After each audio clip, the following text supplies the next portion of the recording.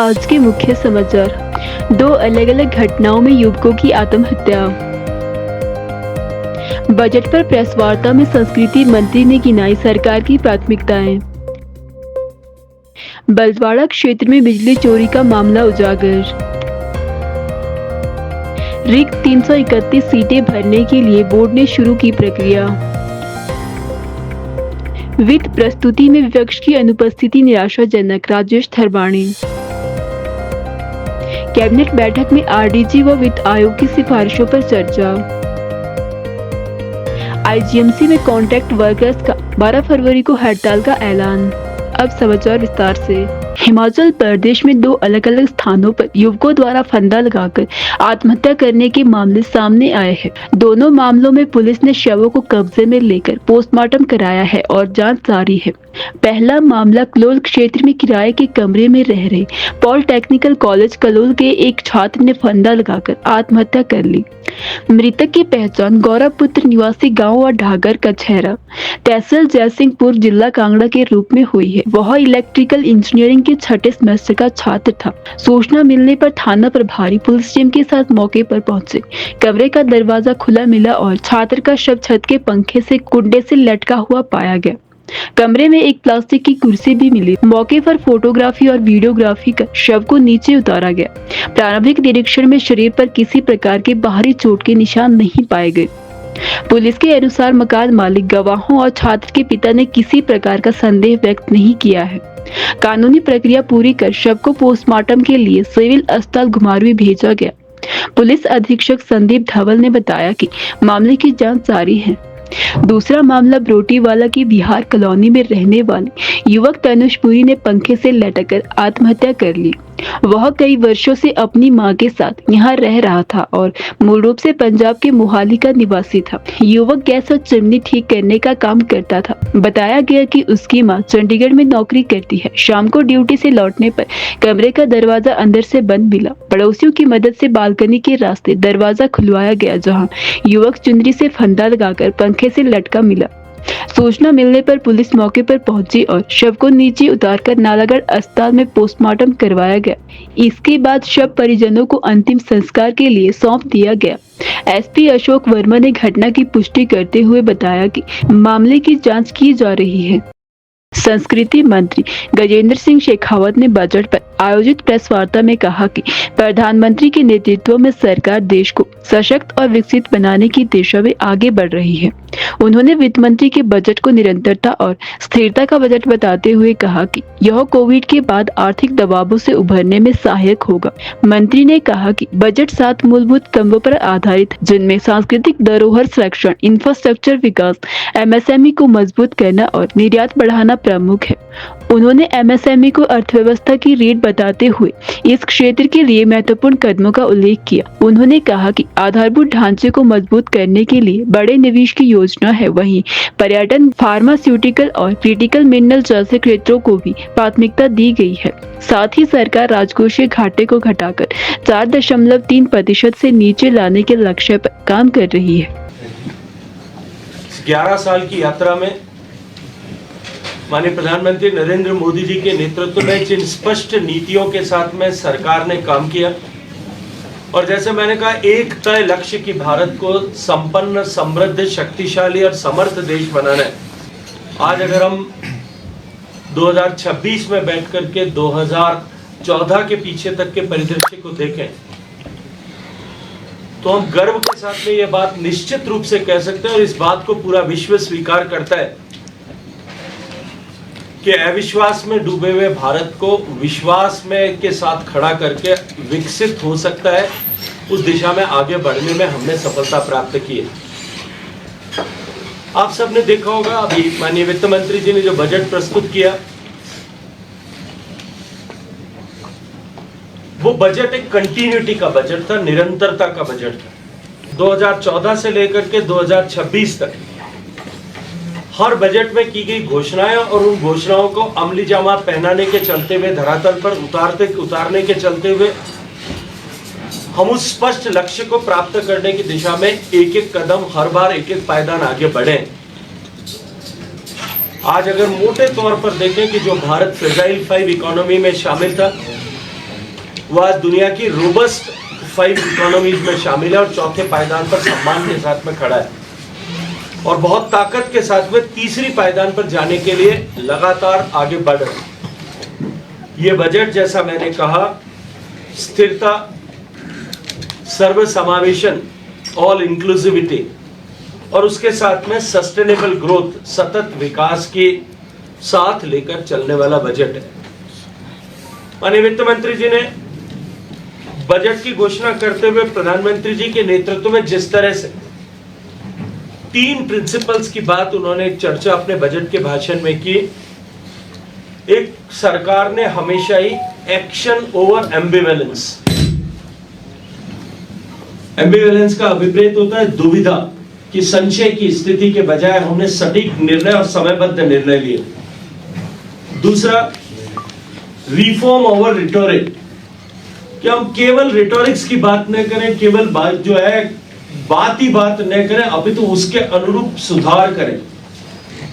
और तीसरा, people over popularity, कि हम चुनावों के लिए या लोक लुभावन फैसले करके मात्र राजनीतिक महत्वाकांक्षाओं की पूर्ति के बजाय देश में लोगों की शक्ति को बढ़ाने के लिए काम करें। इन प्रिंसिपल्स पर आधारित है। तो भारत के विकसित भारत यंग लीडर डायलॉग से जो सुझाव प्राप्त हुए, उन सुझावों के आधार पर ये बजट बनाया गया। जो बजट शिक्षा से लेकर के रोजगार और उद्यमिता तक सीधा एक रोड मैप के रूप में है। मित्रों, कोविड से पहले से माननीय प्रधानमंत्री जी ने एक बात की संकल्पना की थी और उसे कोविड के समय में और अधिक आगे बढ़ाने का काम किया कि देश की इकोनॉमी को अगर स्ट्रेंथन करना है, सपोर्ट करना है, तो हमको इंफ्रास्ट्रक्चर पर निवेश करना पड़ेगा। क्योंकि सरकार जब इंफ्रास्ट्रक्चर पर निवेश करती है तो उसका रिट्रोस्पेक्टिव इफेक्ट होता है। इकोनॉमी की भाषा में इस कैस्केडिंग इम्पैक्ट को 10 गुना से ज्यादा इम्पैक्ट होता है, ऐसा स्वीकार किया जाता है। महिलाएं, जैसा मैंने कहा, माननीय प्रधानमंत्री जी के लिए हमेशा ही महिलाओं का सशक्तिकरण और देश की आधी आबादी को हम और अधिक कैसे देश के विकास के गति को गतिमान करने के लिए, सशक्त करने के लिए उपयोग कर सके, इस दृष्टिकोण से निर्माण की बात की गई है। लखपति दीदी से आगे बढ़ करके अब हम अपने सेल्फ हेल्प ग्रुप्स जो हैं उनके लिए शी मार्ट्स की स्थापना करें, इसकी बात की गई है। माननीय प्रधानमंत्री जी के कूटनीतिक प्रयासों से अमेरिका ने जो हम पर टैरिफ इंपोज किया था, उस टैरिफ को भी के दबाव को भी कम करने में हमने सफलता प्राप्त की। भारत के किसानों के हितों की, भारत के पशुपालकों के हितों की, भारत के MSME के हितों की सुरक्षा करते हुए हमने अमेरिका के साथ में समझौता किया और अमेरिका का 25+25 पीनल टैरिफ जो है वो घट करके भारत में 18% तक आया है, जो निश्चित रूप से भारत के मैन्युफैक्चरर्स के लिए बहुत बड़ी राहत के रूप में। और मैं मानता हूं कि उससे भारत में यूनाइटेड स्टेट्स, जो दुनिया की सबसे बड़ी इकोनॉमी है और दुनिया का बड़ा कंज्यूमर देश है, उसके लिए उसको एक्सपोर्ट करने की दिशा में निश्चित रूप से एक बड़ा लाभ इसके माध्यम से होगा। आने वाले समय में देश प्रगति करे और लक्ष्य को लेकर, जिस लक्ष्य को लेकर हम चलें कि भारत विकसित हो, उस दिशा में ये बजट और पिछले दिनों में हुए व्यापारिक समझौते बहुत बड़ी भूमिका का निर्वहन करेंगे। आप सबने सुना, उसके लिए आप सबका धन्यवाद।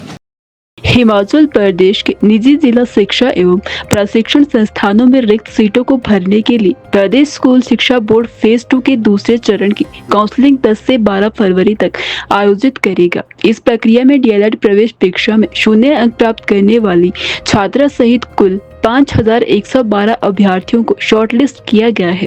फेज 2 के पहले चरण की काउंसलिंग के बावजूद सब्सिडाइज्ड और नॉन सब्सिडाइज्ड श्रेणी की 331 सीटें रिक्त रह गई थी। इन्हें भरने के लिए बोर्ड मुख्यालय धर्मशाला में दोबारा काउंसलिंग आयोजित की जा रही है। इससे पहले निजी डाइट संस्थानों की मांग पर 697 सीटों के लिए 4 से 7 फरवरी तक काउंसलिंग हुई थी, जिसमें 7,100 से अधिक अभ्यर्थियों को बुलाया गया था। 4 दिन चली प्रक्रिया के बाद सब्सिडाइज की 81 और नॉन सब्सिडाइज की 250 सीटें खाली रह गई। दूसरे चरण में 10 फरवरी को 34 से 32 अंक, 11 फरवरी को 31 से 28 अंक और 12 फरवरी को 27 से कम अंक प्राप्त अभ्यर्थियों को बुलाया गया है। बोर्ड सचिव डॉक्टर मेजर विशाल शर्मा ने बताया कि अभ्यर्थियों की सूची बोर्ड की वेबसाइट पर अपलोड कर दी गई है और निर्धारित तिथियों पर काउंसलिंग आयोजित की जाएगी। नेता प्रतिपक्ष जयराम ठाकुर के गृह जिला मंडी के बलद्वाड़ा क्षेत्र में बिजली चोरी का एक मामला सामने आया है, जिसमें भारतीय जनता पार्टी के एक पदाधिकारी को बिजली बोर्ड की फ्लाइंग स्क्वाड टीम ने रंगे हाथों पकड़ लिया है। जांच में बिजली चोरी के स्पष्ट प्रमाण मिलने के बाद आरोपी पर करीब 1 लाख रुपए का जुर्माना लगाया गया है, जिसे मौके पर ही डिमांड ड्राफ्ट के माध्यम से विभाग को जमा करवा दिया गया है। जानकारी के अनुसार रोपड़ी गांव निवासी और वर्तमान में पार्टी में जिला उपाध्यक्ष पद पर तैनात उक्त व्यक्ति पिछले लगभग 1 वर्ष से अवैध रूप से बिजली का उपयोग कर रहे थे। बिजली विभाग को लंबे समय से परिसर में लगे मीटर की खपत को लेकर संदेह था, क्योंकि खपत का ग्राफ लगातार असामान्य रूप से कम दर्ज हो रहा था। 125 यूनिट मुफ्त बिजली सुविधा के बावजूद मीटर रीडिंग शून्य के आसपास बनी हुई थी। इसी आधार पर बिजली विभाग की फ्लाइंग स्क्वाड टीम ने निरीक्षण किया। जांच के दौरान पाया गया कि मुख्य सर्विस पीवीसी वायर को पंक्चर कर मीटर को बाईपास किया गया था और सीधे अवैध कनेक्शन के माध्यम से बिजली का उपयोग किया जा रहा था। टीम ने बिजली चोरी से संबंधित सभी साक्ष्य एकत्रित किए और पूरी कार्यवाही की वीडियोग्राफी भी करवाई, ताकि भविष्य में किसी प्रकार का विवाद उत्पन्न न हो। बोर्ड के एसडीओ राजीव शुक्ला ने बताया कि विभाग इस प्रकार की अनियमितताओं के खिलाफ आगे भी सख्त कार्यवाही जारी रखेगा। सचिवालय में मुख्यमंत्री सुखविंदर सिंह सुक्खू की अध्यक्षता में सभी विधायकों एवं अधिकारियों की मौजूदगी में आयोजित वित्त प्रस्तुति के बाद नगर नियोजन एवं तकनीकी शिक्षा मंत्री राजेश धर्माणी ने मीडिया से बातचीत की। उन्होंने कहा कि इस महत्वपूर्ण प्रस्तुति में विपक्ष का शामिल न होना निराशाजनक है। मंत्री ने कहा कि यह प्रस्तुति किसी राजनीतिक दल के लिए नहीं, बल्कि हिमाचल प्रदेश की जनता के हितों से जुड़ी थी। ऐसे में विपक्ष को इसमें भाग लेना चाहिए था। उन्होंने बताया कि बैठक के दौरान राज्य सरकार ने आरडीजी से जुड़े मामले को लेकर अदालत का दरवाजा खटखटाने का फैसला लिया है।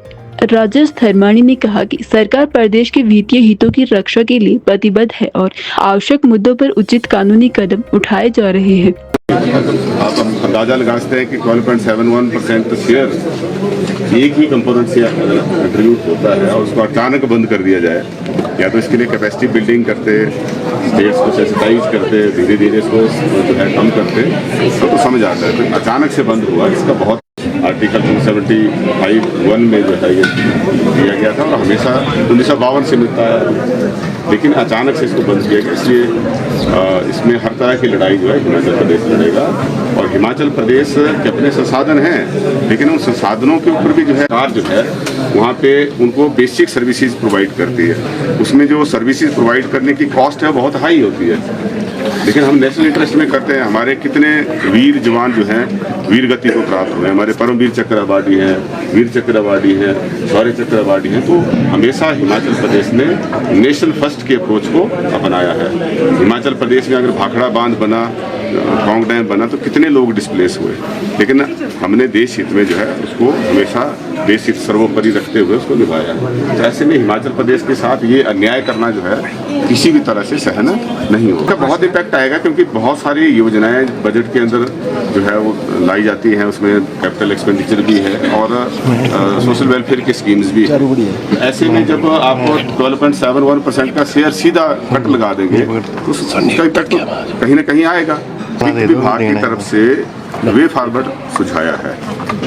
अभी इसमें कैबिनेट के अंदर डेलीब्रेशन होंगे और भी ऑप्शन कुछ एक हैं, उनको भी हम एक्सप्लोर करेंगे जो इसमें अभी नहीं सुझाई गई है, और जो भी बेस्ट पॉसिबल होगा जिसमें लोगों का भी नुकसान ना हो और हमें हमारे खर्चे भी सीमित हो सके और हम अपनी सरकार का संचालन सही तरीके से कर सकें। इस तरफ जो है माननीय मुख्यमंत्री जी ने सोचना आरंभ किया है और बहुत शीघ्र जो है कैबिनेट इस बारे में फैसला लेगी। न्यायालय जाने के लिए माननीय मुख्यमंत्री जी ने पहले ही जो है मीटिंग में कह दिया है और हम बार बार भारतीय जनता पार्टी के जो हिमाचल प्रदेश के नेता हैं उनसे भी आग्रह करते हैं कि इसको पार्टी का मुद्दा मत बनाएं। ये प्रदेश का मुद्दा है, प्रदेश के अधिकार का मुद्दा है, हमारे युवाओं के भविष्य का मुद्दा है। इसमें जो है हमारे साथ चलें और केंद्र का सरकार में जो हमारे प्रधानमंत्री जी हैं या दूसरे अन्य भाजपा के नेता हैं उनसे प्रदेश हित में बात करें, ना कि इसको राजनीतिक रूप से। आप राजनीति को सर्वोपरि मानेंगे और प्रदेश हित को जो है नहीं मानेंगे तो जो है प्रदेश के हित में नहीं होगा। मैंने पहले भी कहा कि बहुत सारे जैसे वित्त विभाग की तरफ से कुछ सुझाव दिए हैं, इसके अलावा भी कुछ ऐसे ऑप्शंस हैं जिनको हम एक्सप्लोर करेंगे और आने वाले समय में उसमें कैबिनेट जो है डेलिब्रेशन करेगी और उस पर निर्णय लेगी। मुख्यमंत्री ठाकुर सुखविंदर सिंह सुक्खू ने शिमला में कैबिनेट बैठक की अध्यक्षता की, जिसमें केंद्र सरकार द्वारा आरडीजी समाप्त किए जाने के प्रभाव पर समीक्षा और चर्चा की गई। सचिवालय में आयोजित वित्त प्रस्तुति के बाद मुख्यमंत्री ने कहा कि यह प्रदेश के अधिकार और हितों से जुड़ा मुद्दा है, जिस पर केंद्र के वित्त मंत्री से बातचीत की गई है तथा अंतिम निर्णय प्रधानमंत्री स्तर पर ही संभव है। उन्होंने कहा कि राज्य सरकार इस विषय पर न्यायालय का दरवाजा भी खटखटाएगी। मुख्यमंत्री ने कहा कि यदि आरडीजी बंद हो जाता है तो राज्य के बजट पर 15 से 20% तक का असर पड़ सकता है। उन्होंने यह भी कहा कि हिमाचल की परिस्थितियों की तुलना उत्तराखंड जैसे राज्यों से नहीं की जा सकती और प्रदेश के हितों की रक्षा के लिए सभी स्तरों पर प्रयास किए जा रहे हैं। ऊर्जा परियोजनाओं का उल्लेख करते हुए उन्होंने कहा कि जल ही बिजली उत्पादन का प्रमुख कच्चा माल है और प्रदेश की 5 नदियां हिमाचल से निकलती है। ऐसे में राज्य ने 50% पावर वैरायटी की मांग उठाई है और परियोजनाओं के कर्ज माफी के मुद्दे को भी सामने रखा है। उन्होंने कहा कि टैक्स लगाने की सीमाओं के कारण सरकार संसाधन बढ़ाने के लिए ऐसे प्रोजेक्ट को आगे बढ़ाने का प्रयास कर रही है ताकि भविष्य में वित्तीय स्थिति को मजबूत किया जा सके। हम बोल रहे हैं कि आपका जब प्रोजेक्ट का कर्जा माफ हो चुका है तो हमको 50% फ्री पावर रॉयल्टी चाहिए, क्योंकि जो रॉ मटेरियल वाटर है और उसका फिनिश गुड इलेक्ट्रिसिटी है, यानी कि जो कच्चा माल है वो पानी है, भगवान ने दिया हुआ है, तो उस पर कोई कॉस्ट आपकी लगनी नहीं। अगर आप थर्मल पावर प्रोजेक्ट लगाते हैं तो उसकी ट्रांसपोर्टेशन लगती है, माइनिंग लगती है, उसके आधार पर वो टैक्स लगाते हैं और टैक्स के बाद उनको स्टेटों को रेवेन्यू मिलता है। हमको यहाँ टैक्स भी नहीं लगाने देते, हमको यहाँ नेशनल इंपॉर्टेंस का नाम लेकर बोल देते हैं। तो हमने उन प्रोजेक्ट से अपने संसाधन को बढ़ाने की कोशिश की है और हम आने वाले समय में अपने संसाधन इस दृष्टिकोण से बढ़ाएंगे। 5 नदियां हैं हिमाचल प्रदेश में, उत्तराखंड में 1 नदी है, 50% पहाड़ है, 50% प्लेन है।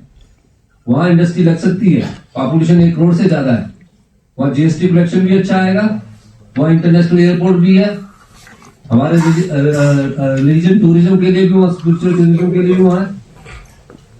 आप हमें को उत्तराखंड से कंपेयर नहीं कर सकते। हम पानी के रूप में पूरे नॉर्दर्न इंडिया को देते हैं। अगर आज Punjab water ball of food ball of India है तो हिमाचल प्रदेश भी water ball of northern India है।